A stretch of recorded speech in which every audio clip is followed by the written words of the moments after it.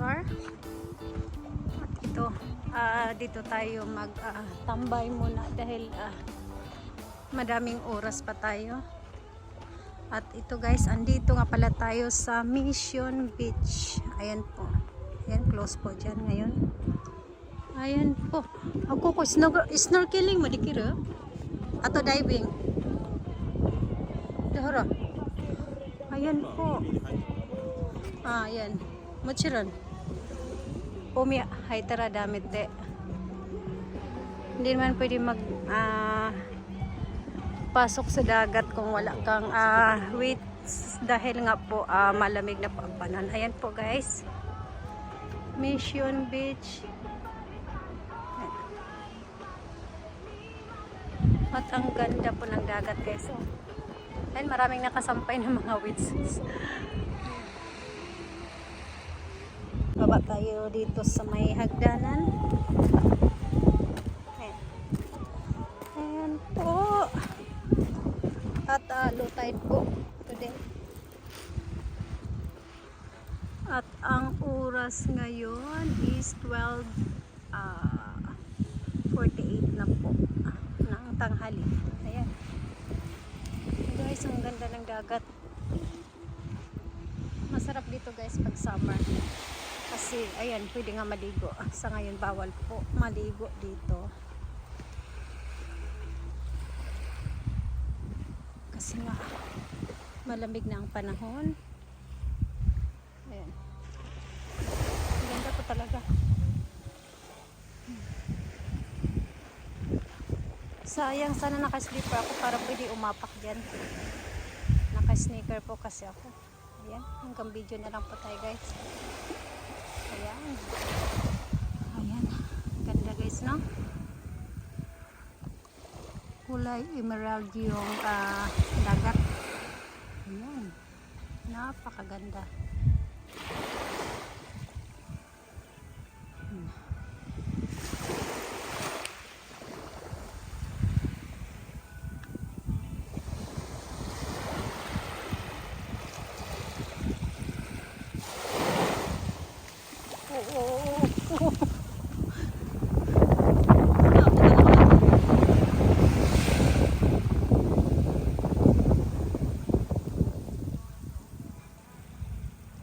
Tayo doon sa may dulo.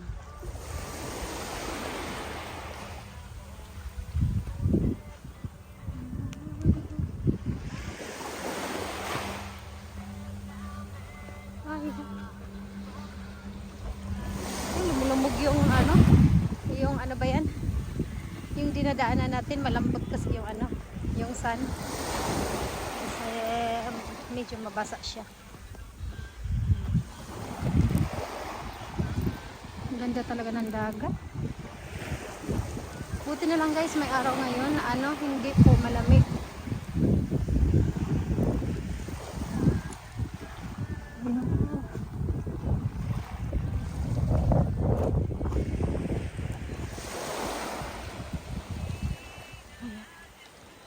Dito tayo mag-relax muna. Dahil kaninang umaga, ang dami ko natin nakain. At talagang antin na busog pa din. Ayan.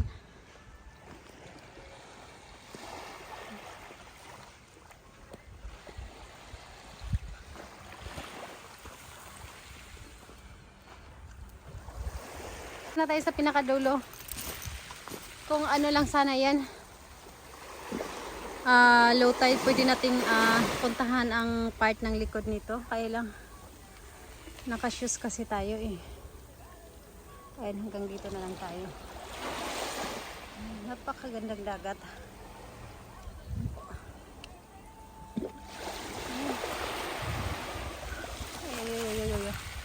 Upo tayo dito sa gilid. Ayan. At dito tayo magmuni-muni.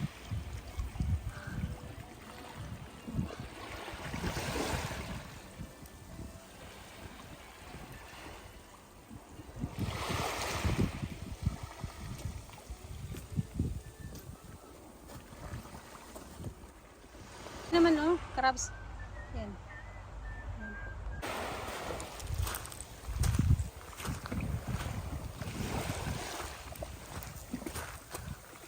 ating i-check kung malamig yung water, guys.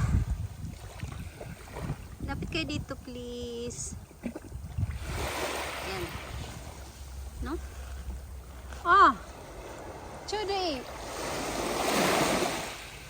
Sabi ko tama lang, pero alam ko pag maligo tayo dyan, hindi kaya. So, tingin tayo.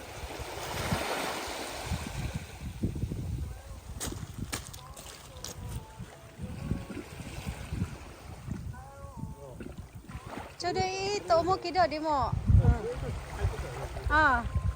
Tama lang po yung lamig ng seawater, kaya lang pag papasok ka dyan, dyan mo maramdaman yung lamig. Yan po, guys. At sa ngayon kami lang po dalawa. Ay, may dumating isa. Uy. Mabutan tayo ng alon. Ayun, may isang dumating. Sarap lang po dito, guys. So upo-upo ka lang. Ayan. Namnamin mo yung alon. Pakiramdam mo yung alon. Nakaka-relax po talaga ang dagat dahil yun nga. Maganda yung dagat dito kasi nga ang kulay is emerald. Napakalinis. Saka hindi matao or kami lang sa ngayon dahil pag hindi summer, ayan, kunti lang ang tao dito. Pag summer, maraming tao dito, guys.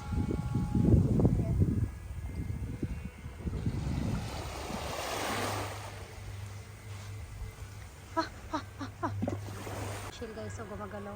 Ayan, kita? Ha? Okay, ayan na, chill.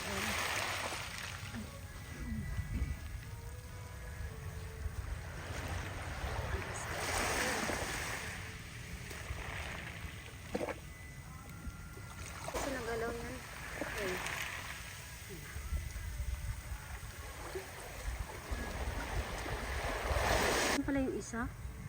Akala ko yung isa lang, guys. So, ayan.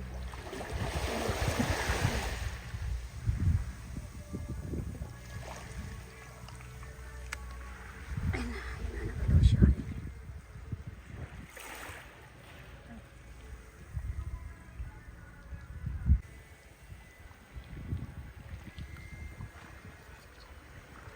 Ay. Akalain mo hindi siya buhay. Pero buhay yan, guys.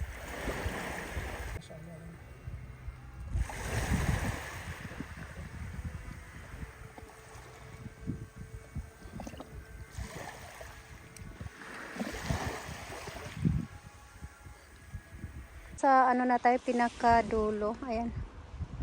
Siguro may nakatayong building dito dati. At sira na. Ayan po, may natira pa rin konti. At ito, dumaan tayo dito sa hindi naaarawan kasi nga pag ako pa naman naarawan, ang tagal bumalik. Nangingitim agad. Ayan. Guys. At maya balik na tayo sa sasakyan. Balak sana namin ngayon tawag nito, snorkeling, kaya lang may pinuntahan kami kanina at nagbago ang isip namin, kaya ito sabi na next time na lang pagbalik namin, baka maybe sa next month kasi pabalik kami ulit dito sa Okinawa at may reservation na kami ng tutuluyan namin. Ayan po.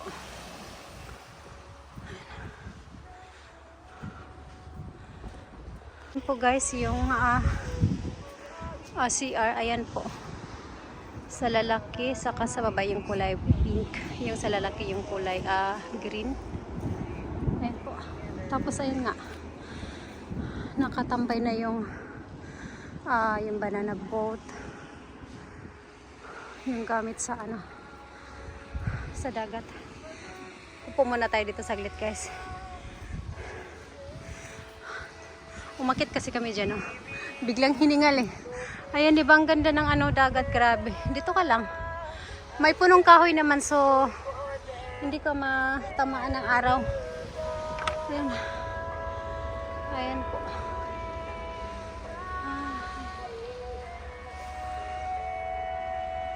Ayan.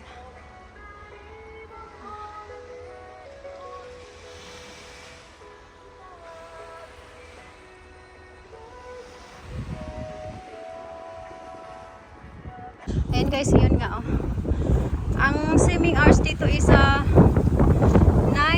until 5 o'clock, pero off season na nga, so hindi not allowed ang mag-swimming dito. Tapos the parking fee is 300 yen per vehicle. We accept payment at the beach office. Ayan, nagbayad kami ng 300 yen sa sa parkingan. Akala namin kung anong meron dito. Ayan, balik na tayo guys. Nakakahingal nga naman. Saka may araw kasi, kaya hihingalin ka talaga. Pero okay na rin to. Parang exercise na rin.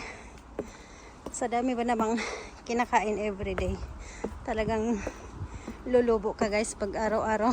Breakfast is buffet, diba? Mag-exercise tayo tuwing tanghali. Sabi ganun. Ayan, balik na tayo sa sakyan guys. I mean, yung nabasa ko pala isa maganda doon sa tinambayan natin kanina. Doon makikita doon ang paglubog ng sunset. Ayan po guys, balik na tayo sa sakyan.